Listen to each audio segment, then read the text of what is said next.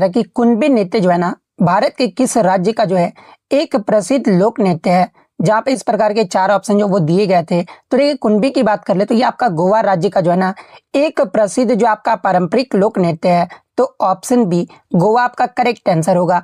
इसके अलावा एग्जाम में यहाँ से एक प्रश्न पूछा जाता है कि कुणबी जो नृत्य है ना ये किस आदिवासी समुदाय के द्वारा जो आपका किया जाता है। तो देखिए ये जो आपका नृत्य मुख्य रूप से जो है ना गोवा के कुणबी आदिवासी समुदाय के द्वारा जो आपका किया जाता है। और गोवा के प्रसिद्ध अगर अन्य लोक नृत्य की बात कर ले तो जैसे कि आपका फुगड़ी हो गया, ढालो हो गया, देखनी हो गया और कुणबी, ये सारे जो आपके लोक नृत्य है ना ये आपके गोवा राज्य के लोक नृत्य हैं। तो ये फैक्ट भी आपको ध्यान में रखना है। नेक्स्ट क्वेश्चन आपका बताता है कि राठवानी घेर ये जो आपका नृत्य मुख्य रूप से जो है ना भारत के किस राज्य का जो है एक आपका लोक नृत्य है। जहाँ पे इस प्रकार के चार विकल्प जो आपके दिए गए थे। तो देखिए राठवा निघेर की अगर मैं बात कर लूँ तो ये आपका गुजरात राज्य का जो है ना एक आपका फोक डांस है। तो ऑप्शन सी गुजरात आपका करेक्ट आंसर होगा। इसके अलावा एग्जाम में प्रश्न पूछा जाता है कि राठवा जो आपका निघेर को जो है ना ये किस अवसर के दौरान आपका किया जाता है। तो देखिए ये जो आपका नृत्य मुख्य रूप से जो है ना होली, जिसे आपका रंगों का त्योहार कहा जाता है, और इस दौरान जो है 5 दिनों तक जो है ना इस नृत्य को जो आपका किया जाता है। और गुजरात के अगर प्रमुख लोक नृत्य की बात कर ले तो देखिए गरबा हो गया, डांडिया रास हो गया, भवाई हो गया, टिप्पणी हो गया, पाधर हो गया और हुडो, ये सारे आपके गुजरात राज्य के जो है ना ये आपके लोक नृत्य हैं। इसके अलावा गरबा और डांडिया ये जो आपका नृत्य है ना ये आपका नवरात्रि के दौरान देवी पूजा में जो है ना ये आपका मुख्य रूप से जो आपका किया जाता है। तो ये फैक्ट भी आपको ध्यान में रखना है। नेक्स्ट क्वेश्चन आपका बताता है कि प्रसिद्ध उपन्यास लेडीज टेलर पुस्तक के लेखक जो है ना ये आपके कौन है। जहाँ पे इस प्रकार के चार विकल्प जो आपके दिए गए थे। तो देखिए मैं आपको बता दूं कि इस उपन्यास की लेखिका जो है ना ये आपका प्रिया हजेला है। और ये जो इनका पहला उपन्यास था जिसे आपका मतलब कि हार्पर कॉलिंस के द्वारा जो है ना ये आपका प्रकाशित किया गया था। इसके अलावा अगर बात कर ले लेडीज टेलर ये जो पुस्तक है ना ये आपका किस विषय पर आपका आधारित है। तो देखिए ये जो आपका कहानी 1947 के भारत पाकिस्तान विभाजन की जो है ना पृष्ठभूमि पर जो है आपका आधारित है। और ये उन शरणार्थियों के संघर्ष और अटूट साहस को जो आपका दर्शाता है जो अपना सब कुछ खोकर फिर से जीवन शुरू करने की कोशिश जो आपके करते हैं। और इसमें अगर मेन कैरेक्टर यानी मुख्य पात्र की बात कर ले तो ये कहानी का जो केंद्र है ना ये गुरुदेव नाम का एक सिख व्यक्ति है जो विभाजन के बाद जो है ये आपका पाकिस्तान से दिल्ली आता है और महिलाओं के कपड़े बनाने यानी लेडीज टेलर का व्यवसाय शुरू कर जो है ना अपना जीवन फिर से मतलब कि संवारने की कोशिश जो आपका करता है। जो कि आपका इस उपन्यास का जो है ये आपका मेन कैरेक्टर है। तो ये फैक्ट भी आप ध्यान में रखिएगा। तो ऑप्शन बी प्रिया हजेला आपका करेक्ट आंसर होगा। नेक्स्ट क्वेश्चन आपका बताता है कि अकबर द्वारा फतेहपुर सीकरी में निर्मित पंचमहल की वास्तुकला जो है ना मुख्य रूप से किस शैली से आपका प्रभावित है ये आपसे पूछा गया था। जहाँ पे इस प्रकार के आपके चार विकल्प जो आपके दिए गए थे। तो देखिए पंचमहल की वास्तुकला शैली की अगर मैं बात कर लूँ तो ये आपका मुख्य रूप से जो है ना ये आपका बौद्ध विहार शैली से जो आपका प्रेरित है। जो कि एक आपका पिरामिड नुमा 4 मंजिला जो है ना ये आपका इमारत है। और इसे जो आपका हवा महल भी जो आपका कहा जाता है जिसमें आपके 176 नक्शीदार खंबे हैं। और ये जो संरचना है ना ये इंडो इस्लामिक वास्तुकला का मिश्रण जो है आपका माना जाता है। जो कि आपका हिंदू और बौद्ध शैलियों से जो है ना गहरे रूप से जो है आपका प्रभावित हुआ था। तो ऑप्शन में आपका बौद्ध विहार शैली आपका दिया गया था। तो ऑप्शन बी आपका करेक्ट आंसर होगा। इसके अलावा एग्जाम में प्रश्न पूछा जाता है कि फतेहपुर सीकरी का निर्माण जो है ना कब और किसके द्वारा आपका करवाया गया था। तो देखिए फतेहपुर सीकरी का जो निर्माण है ना ये आपका मुगल बादशाह अकबर के द्वारा 1571 से 1585 ईस्वी के बीच जो है ना इसका निर्माण जो आपका करवाया गया था। और ये कहाँ पर स्थित है तो ये जो आपका है मतलब कि शहर आगरा के पास स्थित है। और इसे अकबर ने जो है ना अपनी नई राजधानी के रूप में भी जो ये आपका बसाया था। तो ये पॉइंट भी आप ध्यान में रखिएगा। इसके अलावा अगर इसकी विशेषता की बात कर ले तो देखिए ये जो आपका शहर है ना ये आपका लाल बलुआ पत्थर से आपका बना हुआ है। और इंडो इस्लामिक वास्तुकला का जो है ना एक अद्भुत उदाहरण भी आपका माना जाता है जिसमें आपके बुलंद दरवाजा, जामा मस्जिद और शेख सलीम चिश्ती का दरगाह भी जो है ना ये आपका मुख्य रूप से है। और यहाँ से एग्जाम में प्रीवियस शिफ्ट में आपका पूछा गया था कि अकबर ने किस संत के सम्मान में जो है ना फतेहपुर सीकरी का निर्माण जो आपका करवाया था। तो देखिए सूफी संत शेख सलीम चिश्ती के प्रति सम्मान और गुजरात विजय के उपलक्ष्य में जो है ना ये आपका जो वो बनवाया गया था। तो ये फैक्ट भी आपको ध्यान में रखना है। नेक्स्ट क्वेश्चन आपका यहाँ पर आया था नेक्स्ट आपका क्वेश्चन है कि वर्ष 1969 में जो है 14 निजी बैंकों के बड़े पैमाने पर आपका राष्ट्रीयकरण से पहले जो है ना भारत का एकमात्र राष्ट्रीयकृत यानी सार्वजनिक क्षेत्र का बैंक जो है ना ये कौन सा था, ये आपसे पूछा गया था, जहां पे इस प्रकार के 4 विकल्प जो आपके दिए गए थे। तो देखिए मैं आपको बता दूं कि भारतीय स्टेट बैंक, जिसका पुराना नाम जो है ना ये आपका इंपीरियल बैंक ऑफ इंडिया था, और इसका जो राष्ट्रीयकरण है ना यानी जो आपका नेशनलाइजेशन है ये आपका गोरेवाला समिति की सिफारिश पर 1 जुलाई 1955 को जो है ये आपका इंपीरियल बैंक का राष्ट्रीयकरण जो आपका कर दिया गया था। और बाद में इसका मतलब कि 1 जुलाई 1955 को जो इसका नाम बदल कर है ना ये भारतीय स्टेट बैंक जो है आपका रखा गया था। और मैं आपको बता दूं कि 19 जुलाई 1969 को जो है ना तत्कालीन प्रधानमंत्री इंदिरा गांधी के द्वारा एक साथ आपका 14 प्रमुख निजी बैंकों का भी जो है ना ये आपका राष्ट्रीयकरण किया गया था। लेकिन एसबीआई आपका पहला बैंक था जो 14 साल पहले ही जो है ना सार्वजनिक क्षेत्र का बैंक जो ये आपका बन चुका था। और यही प्रश्न आपसे जो वो पूछा गया था। इसके अलावा मैं आपको बता दूं कि 1955 से 1969 के बीच जो है ना एसबीआई आपका एक मतलब कि एकमात्र ऐसा बैंक था जो पूरी तरह से सरकार के स्वामित्व और नियंत्रण में जो ये आपका कार्य कर रहा था। और इसके बाद आपका दूसरी बार जो राष्ट्रीयकरण ये आपका 1980 में 6 और बैंकों का राष्ट्रीयकरण भी जो आपका किया गया था। तो ये फैक्ट भी आप ध्यान में रखिएगा। लेकिन आपका जो सबसे पहले जो आपका राष्ट्रीयकरण किया गया था ना जो कि आपका सार्वजनिक क्षेत्र का बैंक रहा था ये आपका भारतीय स्टेट बैंक रहा था। तो ऑप्शन बी आपका करेक्ट आंसर होगा।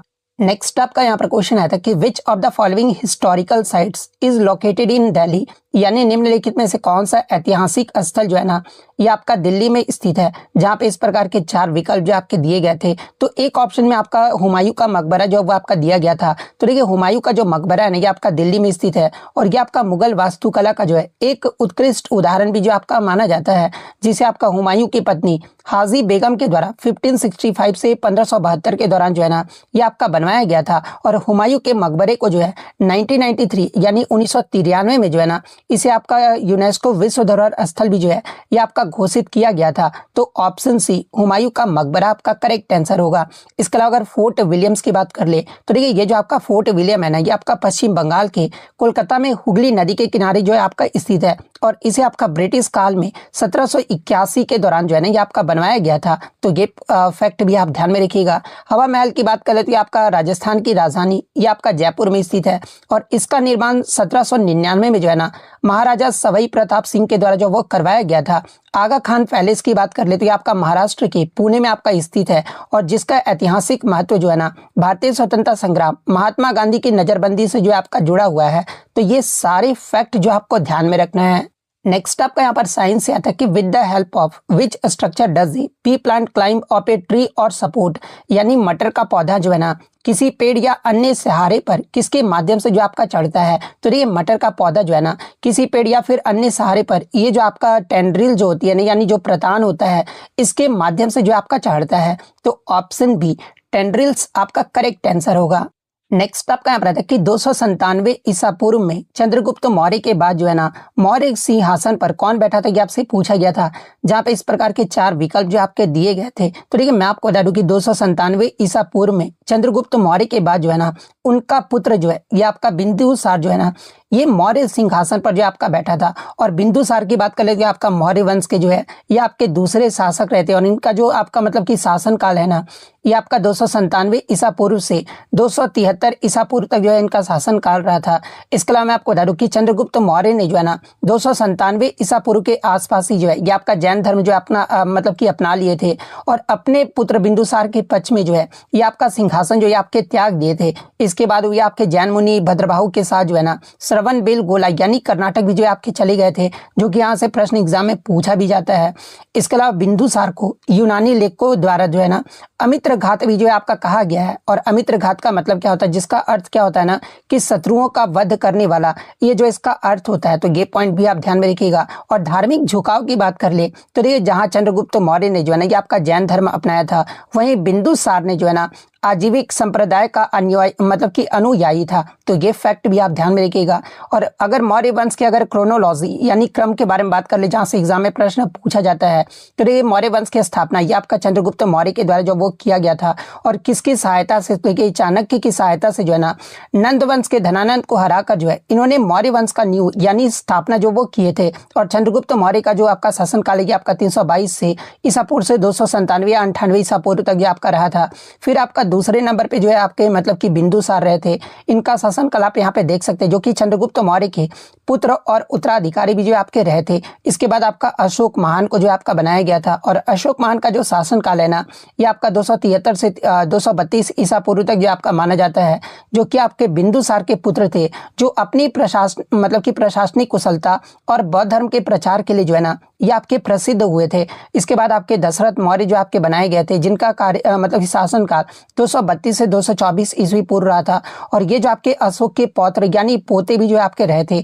वहीं अगर इसके बाद आपका संप्रति बनाए गए थे, जिनका शासनकाल आप देख सकते हैं। फिर आपका जो है शालीशुक जो है, ये आपके मतलब कि इसके मौर्य वंश के जो आपके शासक रहे थे। फिर आपके देववर्मन को बनाया गया था। फिर आपके संत धवन। फिर आपके जो लास्ट शासक है ना मौर्य वंश के, ये आपके बृहद्रथ रहे थे, जिनका शासनकाल 187 से 185 ईसा पूर्व तक रहा था। और इन्होंने मतलब कि इनकी जो हत्या है ना, इनके ही सेनापति पुष्यमित्र शुंग के द्वारा जो वो किया गया था। और बाद में पुष्यमित्र शुंग ने जो है 185 ईसा पूर्व ही जो है ना, ये आपका शुंग वंश की स्थापना भी जो ये आपके किए थे। तो ये सारे फैक्ट जो आपको ध्यान में रखना है। यानी क्वेश्चन के आंसर की अगर मैं बात कर लूँ तो देखिए, चंद्रगुप्त मौर्य के बाद सिंहासन पर कौन बैठे थे, तो ये आपका बिंदुसार बैठे थे। तो ऑप्शन बी बिंदुसार आपका करेक्ट आंसर होगा। नेक्स्ट आपका यहाँ पर था कि प्रयागराज में महाकुंभ का जो आयोजन है ना, ये कितने वर्षों के अंतराल पर आपका किया जाता है, जहाँ पे इस प्रकार के आपके 4 विकल्प जो आपके दिए गए थे। तो देखिए, मैं आपको बता दूं कि प्रयागराज में मुख्य जो आपका कुंभ मेला है ना, ये आपका हर 12 वर्षों के अंतराल पर जो है ये आपका आयोजित किया जाता है। हालांकि मैं आपको बता दूं कि 12 कुंभ अर्थात कहने का मतलब कि 144 वर्ष पूरे होने पर जो है ना, यानी 144 वर्षों के अंतराल पर जो है ये आपका महाकुंभ का आयोजन जो आपका किया जाता है। और जिसमें 2025 का जो आपका महाकुंभ है ना, ये आपका विशेष रूप से कहाँ पर, तो आपका प्रयागराज में जो आपका मनाया गया है। और कुंभ मेला तो ये आपका प्रत्येक 12 वर्ष में जो है ये आपका गंगा यमुना और सरस्वती के संगम पर जो ये आपका लगता है। अर्ध कुंभ मेला जो है ये आपका प्रत्येक 6 वर्ष में आपका लगता है। और महाकुंभ मेला जो है ना, ये आपका प्रत्येक 144 वर्षों के बाद जो आपका लगता है। और ध्यान आपको ये रखना कि 2025 में प्रयागराज में जो महाकुंभ का जो आयोजन है ना, ये कब से कब तक किया गया था, तो आपका 13 जनवरी से 26 फरवरी 2025 तक जो है ना, ये आपका महाकुंभ का आयोजन जो आपका किया गया था। इसके अलावा मैं आपको बता दूं कि ये जो आपका मेला है ना, ये भारत के 4 पवित्र स्थानों पर बारी बारी से आपका लगता है। जैसे कि प्रयागराज में आपका गंगा यमुना और सरस्वती के संगम पर आपका लगता है। फिर आपका हरिद्वार पे ये आपका गंगा नदी के किनारे आपका लगता है। उज्जैन में आपका शिप्रा नदी के किनारे, और नासिक में आपका गोदावरी नदी के किनारे जो है ना, ये आपका मेला जो आपका लगता है। तो ये फैक्ट भी आप ध्यान में रखिएगा। यानी प्रयागराज में महाकुंभ का जो आयोजन है ना, कितने वर्षों के अंतराल पर आपका किया जाता है, तो ये आपका 12 वर्षों के अंतराल पर जो है ना, ये आपका आयोजित किया जाता है। तो ऑप्शन सी 12 वर्ष आपका करेक्ट आंसर होगा। नेक्स्ट आपका यहाँ पर क्वेश्चन आया था कि cuscuta and ticks are examples of which type of organisms, यानी अमरबेल और जो आपके चिचड़ी या फिर किलनी जो होते हैं ना, ये किस प्रकार के जीवों के उदाहरण है, ये आपसे पूछा गया था। जहाँ पे इस प्रकार के आपके 4 विकल्प जो आपके दिए गए थे। तो एक विकल्प में आपका पैरासाइट्स यानी परजीवी दिया गया था। तो देखिए, परजीवी आपके वे जीव होते हैं ना, जो पोषण के लिए जो है किसी अन्य जीवित जीव यानी जिसमें पोषक या फिर होस्ट जो आपका कहा जाता है, इस पर जो है आपके निर्भर करते हैं। और ये पोषक को नुकसान पहुंचाते हैं, लेकिन उसे तुरंत जो है ना ये आपके मारते नहीं है। और इसे आपका जो पैरासाइट जो आपका कहा जाता है। और देखिए, कैस्कटा यानी अमरबेल जो है ना, एक आपका पादप परजीवी यानी प्लांट पैरासाइट है। इसमें आपके क्लोरोफिल नहीं होता है, इसलिए आपका प्रकाश संश्लेषण जो आपका नहीं कर सकता है। यानी ये जो आपका दूसरे पेड़ों पर जो है ना, ये आपका लिपट जाता है और अपनी विशेष जड़ों यानी होस्टोरिया के माध्यम से जो है ना, उस पेड़ से तैयार भोजन जो है आपका सोख लेता है। इसके अलावा अगर टिक्स यानी चिचड़ी या फिर किलनी की बात कर ले, तो ये जो आपका जंतु परजीवी यानी एनिमल पैरासाइट होता है। और ये कुत्तों, मवेशियों या फिर इंसान की त्वचा पर जो है ना, ये आपका चिपक जाता है और उनका खून चूसकर जो है अपना पोषण जो आपका प्राप्त करता है। और अमरबेल और अगर अंतर परजीवी के मतलब कि अंतर की बात कर ले, तो देखिए अमरबेल जो होता है ना, एक आपका अंतर परजीवी की तरह आपका व्यवहार करता है और जो कि आपका भोजन को सोखता है। जबकि जो आपका किलनी यानी जो आपका टिक्स होता है ना, एक आपका जो है एक्टो पैरासाइट यानी बाह्य परजीवी होता है, जो शरीर के बाहर रखकर जो है ना, ये आपका पोषण जो आपका लेता है। लेकिन आपके जो अमरबेल और जो आपके किलनी होता है ना, ये किस प्रकार के जीव के आपके उदाहरण होते हैं, तो ये आपका पैरासाइट्स यानी परजीवी के ही जो ये आपके उदाहरण होते हैं। तो ऑप्शन सी पैरासाइट्स आपका करेक्ट आंसर होगा। नेक्स्ट आपका क्वेश्चन है कि डीपीआईआईटी के आंकड़ों के अनुसार जो है ना वित्तीय वर्ष 2024-25 की पहली छमाही यानी अप्रैल से सितंबर में भारत में सबसे अधिक जो आपका प्रत्यक्ष विदेशी निवेश जो है ना यानी एफडीआई की बात कर ले, फॉरेन डायरेक्ट इन्वेस्टमेंट आकर्षित करने वाला राज्य कौन सा, ये आपसे पूछा गया था। तो देखिए इस तिमाही में यानी 2024-25 की पहली छमाही में जो है ना भारत में सबसे अधिक प्रत्यक्ष विदेशी निवेश आकर्षित करने वाला जो आपका राज्य रहा था ये आपका महाराष्ट्र राज्य रहा था। तो ऑप्शन सी महाराष्ट्र आपका करेक्ट आंसर होगा।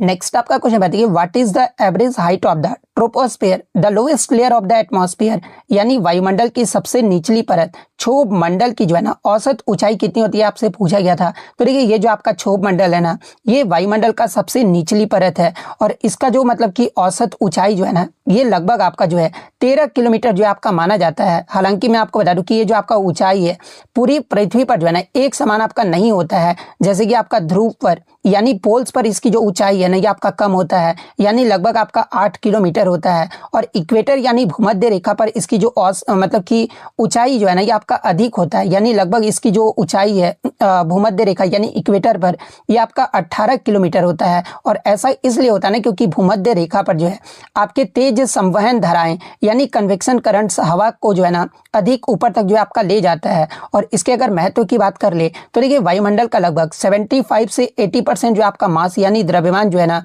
इसी परत में जो आपका पाया जाता है। और सभी जो मौसम संबंधी घटनाएं भी होते हैं ना जैसे कि बादल बनना, वर्षा, तूफान और बिजली चमकना इसी परत में होता है। तो ये पॉइंट भी आप ध्यान में रखिएगा यानी क्षोभ मंडल में ये सारी घटनाएं जो आपका होती है। और टेम्परेचर यानी तापमान की बात कर ले तो देखिए इस परत में ऊंचाई बढ़ने के साथ जो है ना ये आपका तापमान जो है आपका घटता है यानी प्रति 165 मीटर की ऊंचाई पर जो है ना तापमान आपका 1 डिग्री सेल्सियस जो है आपका कम हो जाता है जिसे सामान्य जो आपका नॉर्मल लैप्स रेट भी जो है ना ये आपका कहा जाता है। तो ये पॉइंट भी आप ध्यान में रखिएगा। तो आपका जो ट्रोपोस्फेयर यानी क्षोभ मंडल की जो औसत ऊंचाई है ना ये आपका 13 किलोमीटर या फिर 12 किलोमीटर ऑप्शन में दिया गया होगा।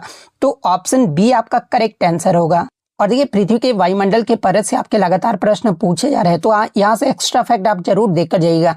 जैसे कि पृथ्वी के वायुमंडल को तापमान और ऊंचाई के आधार पर जो है ना 5 मुख्य परतों में जो आपका विभाजित किया गया है जो कि सतह के ऊपर की ओर उनकी जो औसत ऊंचाई की अगर सबसे पहले आपका कौन आता है तो आपका ट्रोपोस्फेयर यानी क्षोभ मंडल आता है जो कि सतह से लगभग जो है ना 12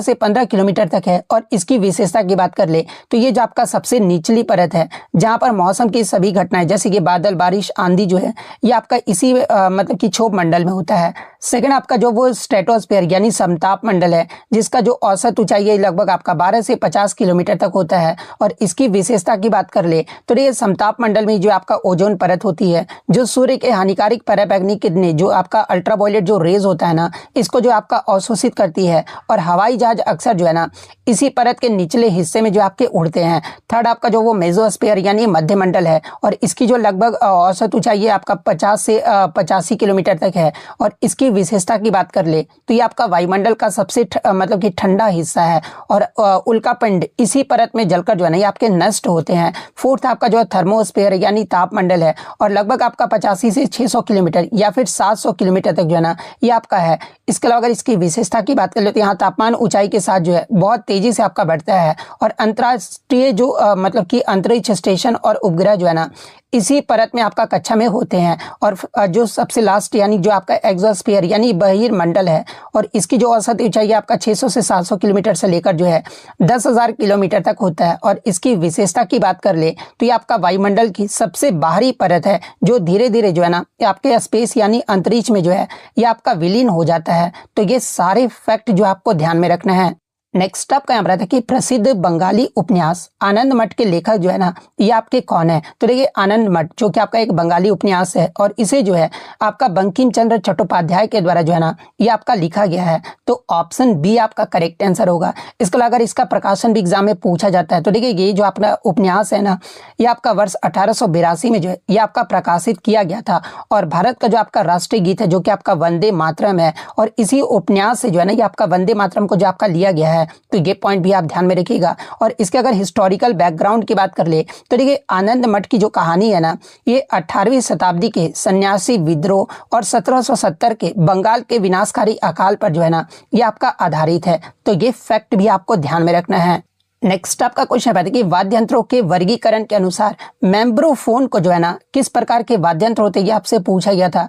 जहाँ पे इस प्रकार के चार ऑप्शन जो आपके दिए गए थे। तो देखिए मेम्ब्रोफोन आपके वे वाद्य यंत्र होते हैं ना जिसमें आपके ध्वनि जो है एक तनी हुई झिल्ली या फिर खाल को पीटने या फिर थपथपाने से जो है ना ये आपका उत्पन्न होता है। और भारतीय शास्त्रीय संगीत में इन्हें जो है आपका अवनद वाद्य जो है ये आपका कहा जाता है। एग्जाम्पल के तौर पे अगर मैं बात कर लूँ तो ये ढोलक हो गया, तबला हो गया, मृदंगम हो गया, नगाड़ा हो गया, ड्रम और ढोलक इसके जो है प्रमुख उदाहरण जो आपके माने जाते हैं। यानी ये जो आपका मेम्ब्रोफोन किस प्रकार के वाद्य यंत्र होते हैं, तो आपके तनी हुई झिल्ली वाले तंत्र या फिर अवनद वाद्य जो आपके कहलाते हैं। तो ऑप्शन सी आपका करेक्ट आंसर होगा। इसके अलावा अगर अन्य वर्गीकरण की बात कर ले तो देखिए क्रोडोफोन्स ये आपके तार वाले यंत्र होते हैं जैसे कि सितार, वीणा हो गया। एरोफोन्स ये आपका हवा वाले यंत्र होते हैं जैसे कि बांसुरी और शहनाई हो गया। आइडियोफोन्स की बात करें तो आपका घन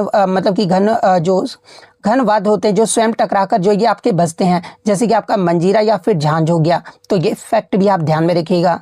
नेक्स्ट आपका यहाँ पर रहता है कि प्राचीन भारतीय संगीत ग्रंथ बृहदेशी के रचयिता जो है ये कौन है, ये आपसे पूछा गया था।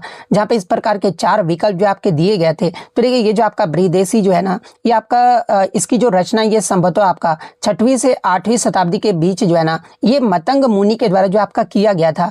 तो ऑप्शन बी मतंग मुनि आपका करेक्ट आंसर होगा। और सबसे पहले जो आपका राग शब्द का सर्वप्रथम जो उल्लेख है ना इसी महत्वपूर्ण ग्रंथ में जो आपका किया गया था, जिसमें पहली बार आपका राग शब्द को जो है तकनीकी रूप से आपका परिभाषित किया गया था। और शास्त्रीय संगीतों में राग का विस्तृत वर्गीकरण भी जो है ये आपका प्रस्तुत किया गया था। तो ये फैक्ट भी आप ध्यान में रखिएगा। इसके अलावा अगर अन्य विकल्प की बात करें जैसे कि भरत मुनि आपका दिया गया था। तो देखिए भरत मुनि ने जो है ना ये आपका नाट्य शास्त्र जो आपका लिखा था। सरंग देव ने जो है ये आपका संगीत रत्नाकर की जो है आपका रचना किए हैं। पंडित दामोदर के बारे में अगर पूछा जाए तो ये आपके संगीत दर्पण के लेखक हैं। तो ये फैक्ट भी आपको ध्यान में रखना है। नेक्स्ट आपका यहाँ पर आता है कि चैल्कोलिथिक शब्द का जो प्रयोग है ना इतिहास के किस काल को दर्शाने के लिए आपका किया जाता है, ये आपसे पूछा गया था। जहाँ पे इस प्रकार के चार विकल्प जो आपके दिए गए थे। तो देखिए चैल्कोलिथिक युग मुख्य रूप से जो है ना ये आपका कॉपर प्लस स्टोन यानी तांबा प्लस पत्थर युग जो है ना ये आपका माना जाता है। और इसे आपका ताम्रपाषाण युग भी जो आपका कहा जाता है, जो कि आपका नवपाषाण काल और कांस्य युग के बीच का जो है ये आपका संक्रमण काल जो है आपका माना जाता है। इसके अलावा अगर मुख्य विवरण की बात कर ले तो देखिए चालकों का अर्थ एग्जाम में पूछा जाता है। तो देखिए चालकों का जो अर्थ होता है ना ये आपका तांबा होता है और लिथिक का जो अर्थ होता है ना ये आपका पत्थर होता है। यानी इस युग में पत्थरों के साथ साथ तांबे का इस्तेमाल भी जो आपका किया गया था। और चैल्कोलिथिक का अगर समय काल पूछा जाए तो देखिए भारत में ये लगभग आपका जो है ना 2000 ईसा पूर्व से आपका 700 ईसा पूर्व के बीच जो आपका माना जाता है। और इसे आपका कॉपर स्टोन एज भी जो आपका कहा जाता है। यानी अगर क्वेश्चन के अकॉर्डिंग बात कर ले कि चालकोलिथिक शब्द का प्रयोग इतिहास के किस काल को दर्शाने के लिए आपका किया जाता है, तो आपका तांबा और पत्थर का युग को दर्शाने के लिए जो आपका किया जाता है। तो ऑप्शन बी आपका करेक्ट आंसर होगा। नेक्स्ट आपका यहाँ पर आता है कि the frictional force exerted by fluids is known by which name, यानी तरल पदार्थ, गैस और तरल द्वारा लगाए जाने वाले घर्षण बल को किस नाम से जाना जाता है, ये आपसे पूछा गया था। जहाँ पे इस प्रकार के चार विकल्प जो आपके दिए गए थे। तो देखिए मैं आपको बता दूं कि तरल पदार्थ तरल और गैसों द्वारा किसी गतिशील वस्तु पर लगाए जाने वाले घर्षण बल को मुख्य रूप से जो है ना ये आपका ड्रैग या फिर आपका फ्लूइड फ्रिक्शन यानी हिंदी में बात करें तो इसे आपका कर्षण बल या फिर द्रव घर्षण बल जो है आपका कहा जाता है। तो ऑप्शन सी आपका यहाँ पे करेक्ट आंसर होगा। नेक्स्ट आपका फिट साइंस से आता है कि the temperature at which a solid melts to become a liquid at atmospheric pressure is called its, यानी वह तापमान जिस पर वायुमंडलीय दबाव पर जो है ना कोई ठोस पिघलकर जो है द्रव बन जाता है, इसे आपका क्या कहा जाता है। जहाँ पे इस प्रकार के चार विकल्प जो आपके दिए गए थे। तो देखिए वह तापमान जिस पर वायुमंडलीय दाब यानी एटमॉस्फेरिक प्रेशर पर जो है ना कोई ठोस पिघलकर जो है ये आपका लिक्विड यानी द्रव बन जाता है, तो उसे आपका मेल्टिंग पॉइंट यानी आपका गलनांक बिंदु जो आपका कहा जाता है। तो ऑप्शन बी मेल्टिंग पॉइंट आपका करेक्ट आंसर होगा। इसके अलावा अगर अन्य विकल्प की अगर विवरण की बात कर ले तो देखिए वह तापमान जिस पर द्रव्य उबलकर जो है ना ये आपका गैस बन जाता है, उसे आपका बॉइलिंग पॉइंट यानी क्वथनांक आपका कहा जाता है। वह तापमान जिस पर द्रव्य जमकर जो है ना ये आपका ठोस बन जाता है, इसे आपका फ्रीजिंग पॉइंट यानी हिमांक जो आपका कहा जाता है। तो ये फैक्ट भी आपको ध्यान